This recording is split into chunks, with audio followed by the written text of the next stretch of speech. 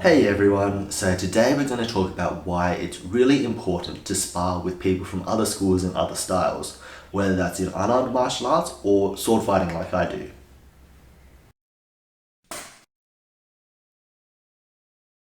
So for context then, I've been doing Korean swordsmanship for about 5 years and I've been sparring for the last 1.5 years of that. And for the last 2 weeks, I've been going to Stoccata to fight some longsword people. Now, I don't think I'm great at sparring, but I also don't think I'm terrible at sparring. But when I went to Stoccata, then I fought their instructor, and I got completely shut down. I got completely demolished in sparring. To the point where I don't have any footage of it for two reasons. One, I'm ashamed of the fight, and two, because I don't have any consent to film. But it would have been really interesting for me to film it and to walk you through why I got shut down. But we don't have footage of that anyway. So, what happened? Well, I think what happened was that I've been sparring against people who do Japanese and Korean swordsmanship, and pretty much just Japanese and Korean swordsmanship. And so the way that I spar and the habits that I got into were that I were expecting people to move a certain way. I'd be expecting them to have certain stances and guards with the openings that come with those stances and guards, and I'd be expecting them to react a certain way to my movements. And when I went to the Longsword club, then the instructor had similar stances, but slightly different, so the openings were very different. And when I went for moves, he didn't react how I expected him to. So then the openings that I was expecting to present themselves just weren't there. And being relatively new at sparring, especially not against other styles, I had no idea how to deal with it. So my style of sparring usually goes around wait for an opening, strike the opening, or take an attack to create an opening and strike at that opening.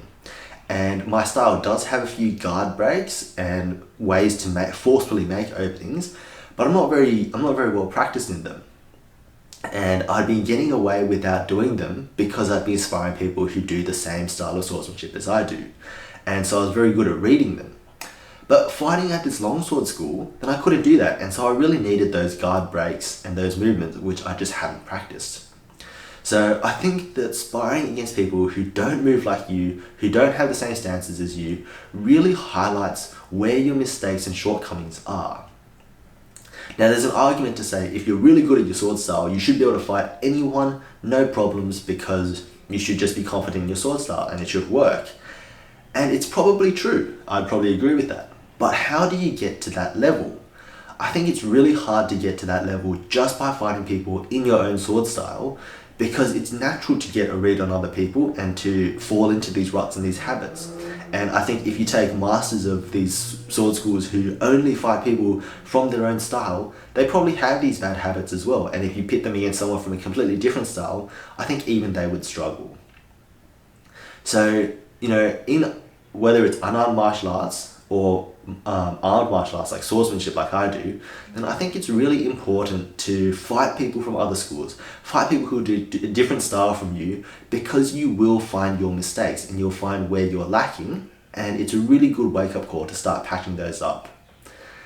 So I'll continue to fight with these longsword people. Hopefully I'll get some consent to film some videos and show you guys, but I highly recommend fighting people from other styles. So with that, I'll see you next time.